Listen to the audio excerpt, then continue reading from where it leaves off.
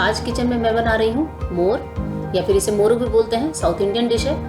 और इसके लिए मैंने कढ़ाई में तेल गरम होने रखा है, बहुत थोड़ा सा तेल है। तेल में राई का तड़का दिया है। साथ ही कढ़ाई आप देख सकते हैं नई वाली है जो मैं खरीद कर लाई थी। करी पत्ता भी डाल दिया और प्याज बारीक टुकड़ों में काट कर रखा हुआ है। साथ ही 2 सूखी लाल मिर्चें भी ले रखी हैं, इन्हें भी लाल कर लेंगे।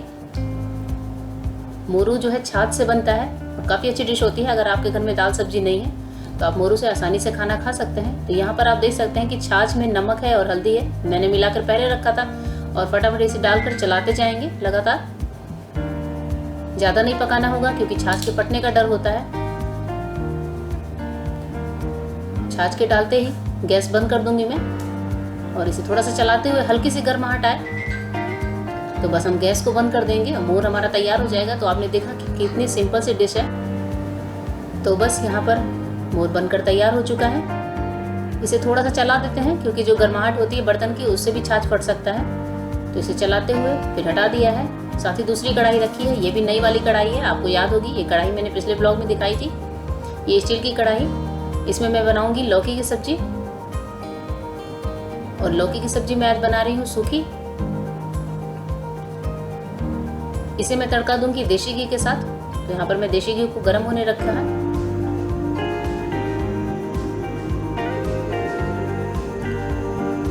देसी घी के साथ ही सूखी लाल मिर्चें, थोड़ा सा जीरा और फिर मिर्च डाल देंगे। बहुत सी सिंपल सी सब्जी है और बहुत ही कम समय में बनने वाली। और डाल दिया है बारीक कटी हुई लौकी। लौकी आप देख सकते हैं कि कितनी बारीक काटी है मैंने, बहुत ही बारीक, जिससे ये 2 बार ढकने में ही गल जाती है। थोड़ा सा नमक स्वाद के अनुसार। बस चलाकर मिक्स करेंगे और ढककर पकाएंगे धीमी धीमी आंच पर, जिससे लौकी का गलना हो जाए। और मोर वाली कढ़ाई को अच्छे से वॉश कर लिया और फिर इसमें मैं बनाऊंगी टमाटर और हरी मिर्च की सब्जी। और इसके लिए तेल में डाला है जीरे का तड़का, साथ ही थोड़े से कटे हुए प्याज, इन्हें भी थोड़ा लाल करेंगे। आज घर में कोई सब्जी नहीं थी तो मैंने सोचा टमाटर मिर्च की सब्जी बना लेते हैं। और यहाँ पर बीच वाले बर्नर में एक रखा है पानी। ये मैं बना रही हूँ साउथ इंडियन राइस, जैसे कि सेला राइस भी बोलते हैं। और ये बनती है इसी टाइप की डेगची में। तो इस डेगची में पानी गर्म होने रखा था और फिर डाल दिया है भीगे हुए चावल। तो प्याज भुन गई है, इसमें डालेंगे टमाटर और हरी मिर्च बीच से चीरी हुई, ये मोटी वाली हरी मिर्चें हैं। साथ ही लौकी को भी मैं बार बार चेक कर रही हूँ। लौकी आधी गल चुकी है। लौकी को थोड़ा सा चमचे से मैश कर लेते हैं जिससे कि अच्छे से मिक्स हो जाए।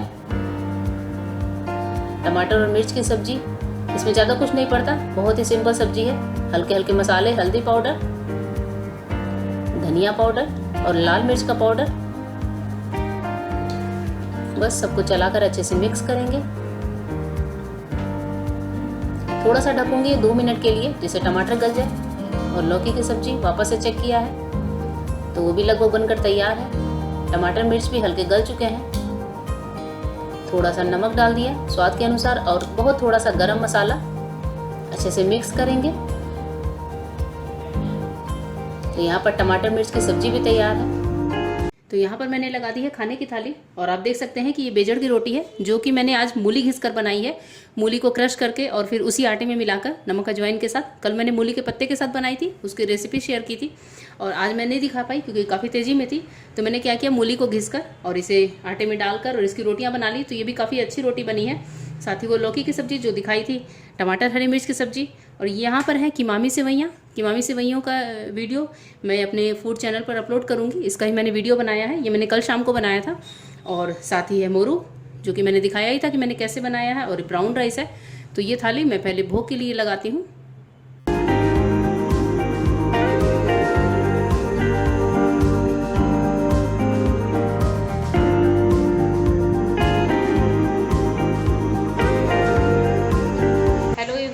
Welcome back to my channel.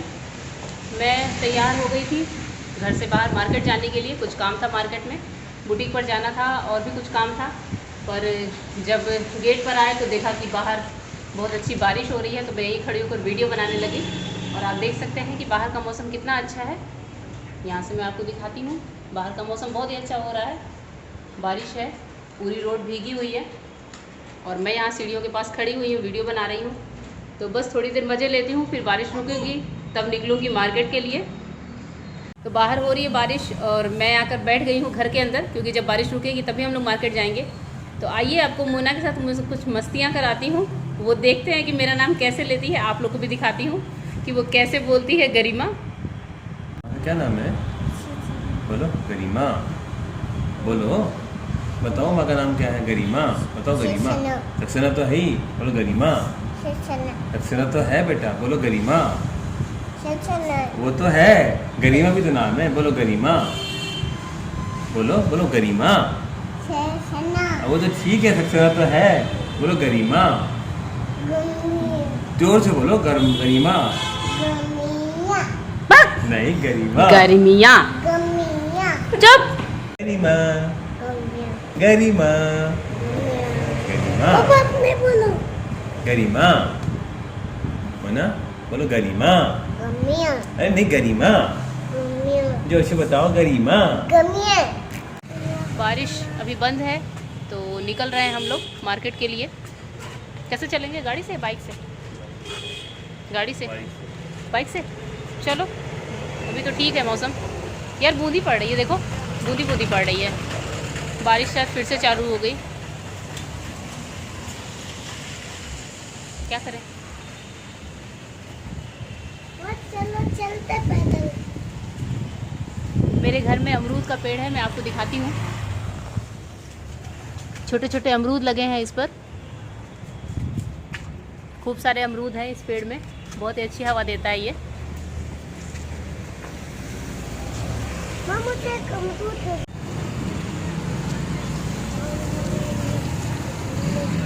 बूंदाबांदी चल रही है तो हम लोग अब गाड़ी से निकलेंगे, क्योंकि बाइक से भीग सकते हैं।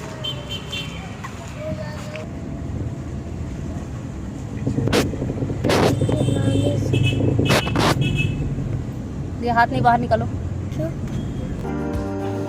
मार्केट निकलने के बाद हमें जाना था स्पीड पोस्ट के ऑफिस में, क्योंकि कुछ काम था। तो यहाँ पर विंडो पर मेरे हस्बैंड खड़े हैं स्पीड पोस्ट ऑफिस के बाहर, और यहाँ पानी लगा था तो मैं बाहर ही खड़ी हो गई थी।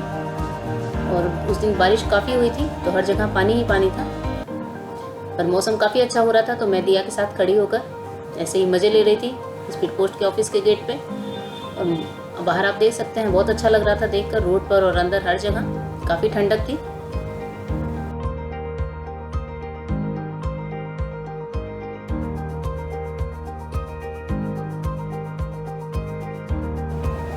और वहाँ से निकलने के बाद हम लोग आ गए हैं बुटीक पे, आंटी के घर पे, बुटीक वाली आंटी के घर। और वहाँ मैं जा रही हूँ, उनका घर सीढ़ियों पे ऊपर है, तो वहीं हम जा रहे हैं। और आंटी से मिलकर फिर वापस मिलती हूँ आपसे। मैं आ गई थी मार्केट से और अभी मैंने खाना भी खा लिया। दिन में तो लंच बनाया ही था, बस इस टाइम अरहर की दाल बनाई और फिर सबने खाना खा लिया और बस बच्चे भी खा लिए हैं। तो मैं आ गई, मैंने सोचा कि एक मैं बेडशीट लेकर आई थी मार्केट से। मैं एक नए बुटीक पर भी गई थी आज, उन्हीं बुटीक वाली आंटी के साथ। तो मैंने सोचा कि आपको बेडशीट भी दिखाती हूँ। तो ये पिलो कवर है और कपड़े की गारंटी दी है। एक्चुअली मेरा जो बेड है वो किंग साइज़ का बेड है, तो जल्दी इसके लिए बेडशीट मुझे नहीं मिलती अच्छी। तो मैं ये बेडशीट एक बार ट्राई करने के लिए लेकर आई हूँ कि अगर ये फिट बैठती है और कपड़ा इसका अच्छा निकलता है तो मैं आगे भी फिर उन्हीं से रेडी करवाऊँगी। तो इसलिए मैं ये एक बेडशीट लेकर आ गई और इसकी कॉस्टिंग भी अच्छी लगी मुझे, बहुत ज़्यादा महंगा नहीं है, मार्केट से काफ़ी सस्ता है। तो एक बार फिर देखूँगी मैं ये कैसा निकलता है। अगर ये अच्छा निकला तो मैं उनके यहाँ रेगुलर जाती रहूँगी। साथ ही मैंने एक कुर्ते का कपड़ा भी लिया था जो मैंने वहीं बुटीक पे सिलने दे दिया हाथों हाथ। तो जब वो कुर्ता बनकर आएगा तो आप लोगों को ज़रूर दिखाऊँगी। और अभी हम लोगों ने खाना खा लिया। साथ ही मेरी फ्रेंड का कुछ सिलाई का था, वो पिलो कवर वगैरह, तो बुटीक वाली ने दे दिया, तो मैंने सोचा जाकर उन्हें दे आती हूँ। तो अभी हम जाएंगे अपनी उन्हीं फ्रेंड के घर जिनके यहाँ हम रात में अक्सर जाते रहते हैं और जिनको मैंने एक ब्लॉग में आपसे मिलवाया भी था। तो उन्हीं के यहाँ हम जा रहे हैं। बस पिलो कवर दूंगी और टहल के फिर हम लोग वापस आ जाएंगे। आज मेरी दिया को सर्दी हो रही है, काफ़ी खांसी भी हो रही है, इसलिए इसे नहलाया नहीं रात में। मैं नहा कर आई हूँ और रात का टाइम है और दिया का भी थोड़ा सा घरेलू इलाज करूँगी जिससे दिया रात में आराम से सो जाएगी। मैं कुछ ऐसे उपाय कर देती हूँ, कम से कम रात बच्चों की निकल जाती है। दिया की सर्दी खांसी कफ सबका इलाज हो जाता है। मैं ज़्यादा इसे वैसी अंग्रेज़ी दवाइयाँ नहीं देती हूँ, या तो होम्योपैथिक देती हूँ और या तो फिर घर पे ही इलाज करती हूँ। तो अभी मैं 1 बाय 1 सब करने वाली हूँ और आप लोग के साथ भी शेयर करूँगी कि मैं बच्चों के लिए क्या कर सकती हूँ। साथ ही हो सकता है कि इससे किसी मदर को फ़ायदा मिले मेरी इस रेमेडी से, जो मैं अपने दिया के लिए करती हूँ। तो अभी दिखाती हूँ आपको। तो सबसे पहला उपाय जो हम लोग करते हैं वो ये है कि गर्म पानी में नमक डालकर बच्चे को भाप दिलाना। तो यहाँ पर आप देख सकते हैं जग है जिसमें मैंने एक टॉवल लपेटा हुआ है और काफ़ी गर्म पानी होता है, इसमें हम डाल देते हैं नमक या फिर सीधा नमक और बच्चे को भाप दिलवाते हैं। जैसे कि दिया भाप ले रही है, मुंह खोलकर और अच्छे से नाक खोलकर बच्चे को भाप दिलवाते हैं। तो उससे क्या होता है कि चेस्ट पे जितनी भी कफ जमी होती है वो सब पिघल जाती है। और ऐसा हम दिन में 2 से 3 बार कराते हैं दिया को, खासकर रात में सोने से पहले। तो इससे काफ़ी रिलीफ मिलता है उसको, चेस्ट की जो कफ है वो हट जाती है और रात में खांसी भी नहीं आती, साथ ही सर्दी जुकाम हो तो वो भी चली जाती है। तो दिया के लिए बहुत ही फ़ायदेमंद रेमेडी है। आप भी अपने बच्चों के साथ इस रेमेडी को ट्राई कर सकते हैं। बच्चों को थोड़ा सा गर्म लगता है पर वो आइज़ क्लोज करके और फिर करें तो काफ़ी अच्छा लगता है उनको। तो दिया भी पहले डरती थी पर अब बहुत आसानी से करने लगी है इस चीज़ को।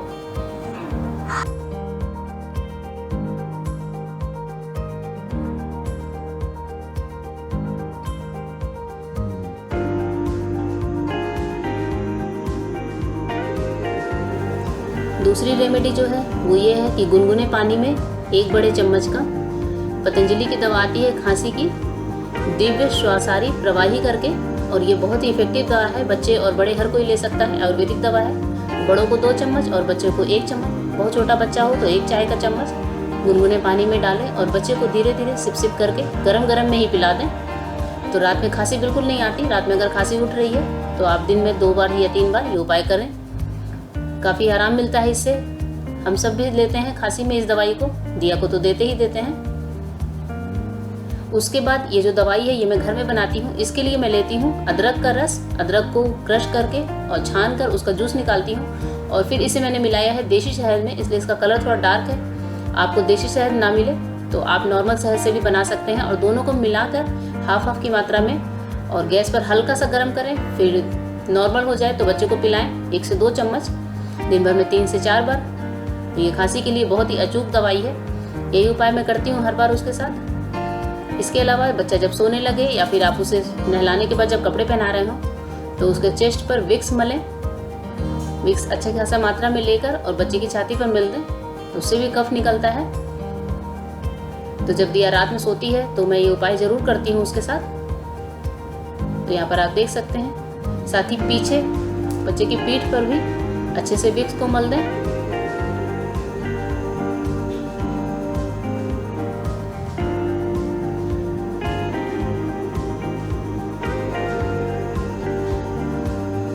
साथ ही गर्दन पर, नाक पर, माथे पर, हर जगह जहाँ जहाँ हो सके हल्का हल्का विक्स रब कर दें तो काफ़ी आराम मिलता है।